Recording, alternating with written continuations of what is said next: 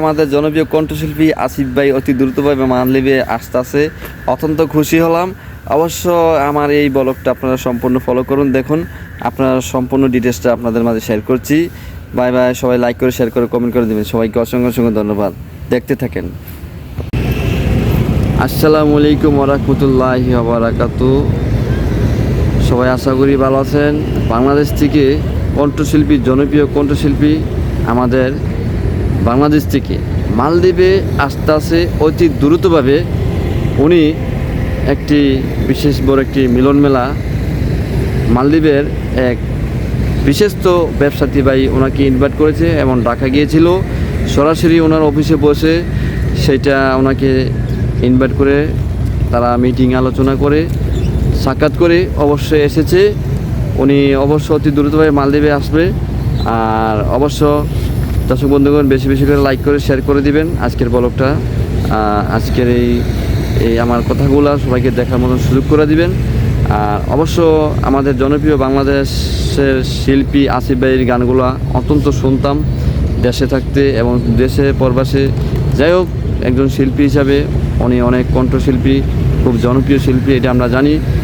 আমিও একসময় অনেক গানগুলো শুনতাম, ওনাকে অনেক ভালোবাসি, যার কারণে আজকের এই ব্লগটা করা।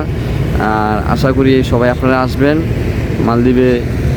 অবশ্য আপনারা আরও নিউজ পাবেন পরবর্তীতে। আমার অবশ্য চ্যানেলে আবার ভিডিও দেওয়ার চেষ্টা করব কোন দিন আসতেছে কি আসে বিষয়। যদি খবরটা পাই অবশ্য আপনাদেরকে আবার ব্লগ এর মাধ্যমে জানাই দিব। তবে আপনারা আসবেন মালে থেকে শুরু করে যেখানে আছেন অবশ্য অনুষ্ঠান মেলায় আসবেন।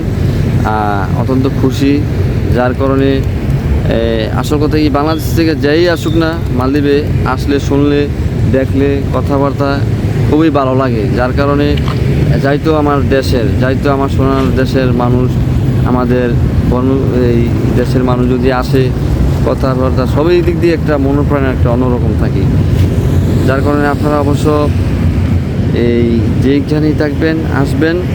আর আমাদের আসিফ ভাইকে অসংখ্য ধন্যবাদ জানাই। অবশ্য আপনার গান সরাসরি আমরা হয়তো দেখি না, এরকম শুনি না।